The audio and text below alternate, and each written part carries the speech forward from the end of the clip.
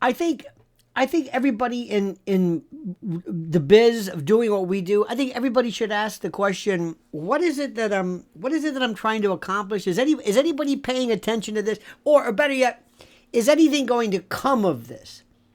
I hear such great pieces from Catherine Fitz and Whitney Webb, and I'm thinking, does anything come of this?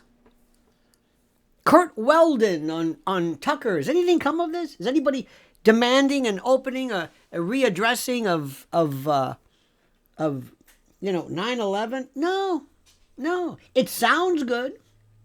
We, in essence, amuse ourselves with this stuff, but I got to tell you something. I'm going to proceed nonetheless, as though this does have some kind of an effect.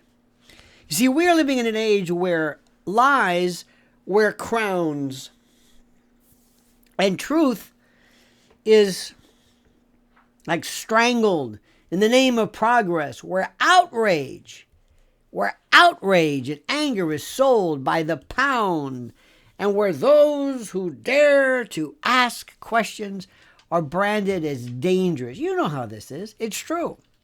If you ask too many questions or you state the truth, you're dangerous. You're branded as deranged. I was watching an old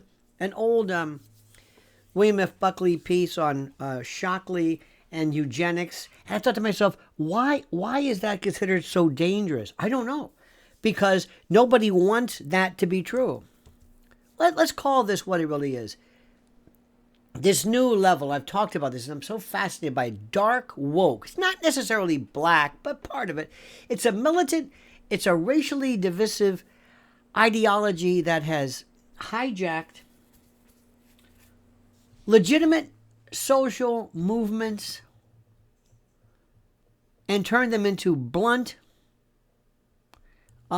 instruments and cudgels and weapons of resentment and revenge. I tell you right now, the most important person right now is Jasmine Crockett. Jasmine Crockett is the centerpiece, the epicenter of this.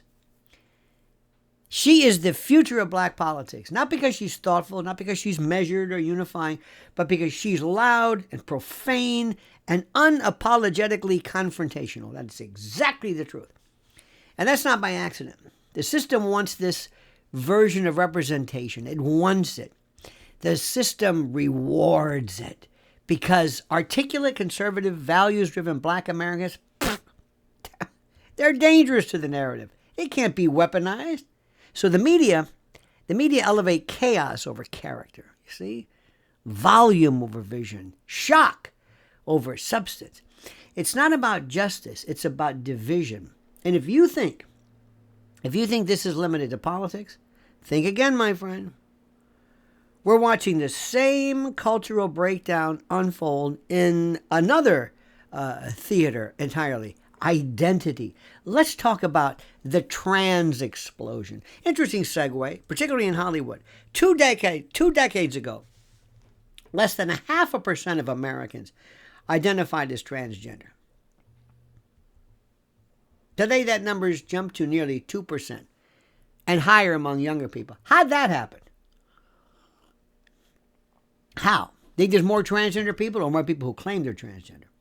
But in elite entertainment circles, it feels like 1 in every 3 celebrity children now identifies as trans or non-binary. And that's not biology. That's branding. This is no longer a private journey for people struggling with gender dysphoria. No. This is performance art. It's marketing. It's currency in the economy of attention. Celebrity declares their child trans, on day one, celebrity, whatever. Then media rolls out glowing coverage. Social media explode with followers. And corporate sponsors line up with checks in hand. You see, we're not seeing representation. We're seeing commodification. We're seeing the merchandising of this. Don't you understand this? And the media? Oh, they're not just reporting it. They're celebrating it, glorifying it, shaming anyone who dares to ask the most obvious question. Why now? Why now? Why so many? And why is disagreement treated like violence? When ideology replaces biology, when pharmaceutical intervention becomes fashionable, and when children are medicalized and surgically castrated and mutilated before they're even old enough to understand what it means or what their favorite color is, we've crossed from care and a cult. That's what's going on right now. And it's not going away. But this trend also, like dark woke, that movement, it follows the same formula. Manufacture outrage, shame dissent, and protect the narrative at all costs. And, speaking of narratives, let's expose a whopper that shaped American consciousness for nearly 80 years. Think about this. Not nearly 80 years, 80 years. How we think World War II ended. Most Americans believe the U.S. marched into Europe, stormed Normandy, liberated France, beat the Nazis, and saved the world, right? Cue the swelling violins. Cue Tom Hanks. But the truth is far less cinematic. The real story is written in Russian blood. The Soviet Union, love them or hate them, whatever you want, crushed Hitler's war machine. At Stalingrad, at Kursk, in Leningrad, they bled Germany out, losing 27 million people in the process. This was a war of attrition, and they did it. That's not a typo. 27 million. And by the time American troops arrived in Europe in 1944, the Red Army had already turned the tide completely. Over 80% of German military deaths happened on the Eastern Front. 80%. We helped end the war, to be sure, but Russia survived it. And the difference is staggering. And yet, we ignore Victory Day on May 9th. We ignored it. We erased the Red Army's role, and we pushed a Saving Private Ryan kind of version of history that flatters our ego at the expense of truth and history. I keep telling you, Tolstoy said history would be a wonderful thing if only it were true, and he was right. Because what this is all about, all of this crazy, is a tying together of all of this. Dark woke chaos, transgender commodification, historical revisionism. It's narrative control.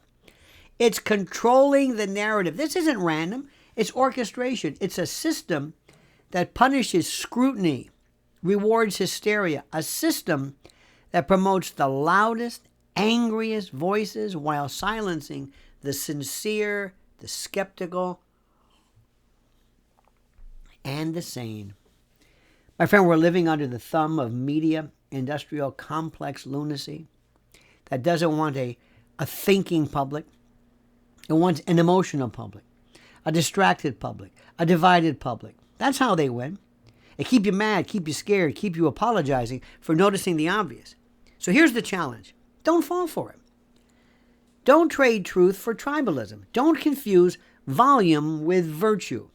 Start asking questions no one's asking.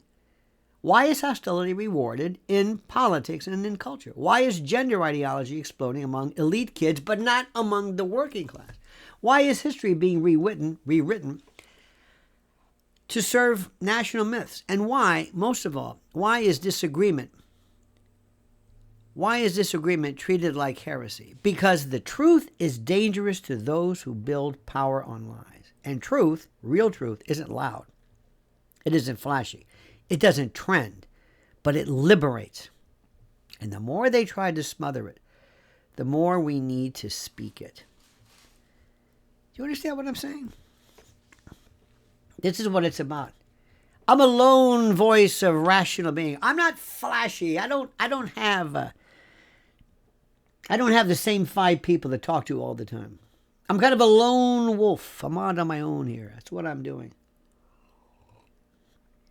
And I'm telling you right now, and I want you to believe me like you've never believed anybody before. What I am telling you is the truth. It is the truth. It is the absolute truth. And people like me, and people like you, and people like us, we're going to win. And that's why you need to follow this, like this video, hit that little bell to be notified of live streams and new videos. And whatever you do, make sure you're subscribed. And by all means, comment, dear friends, as you see fit.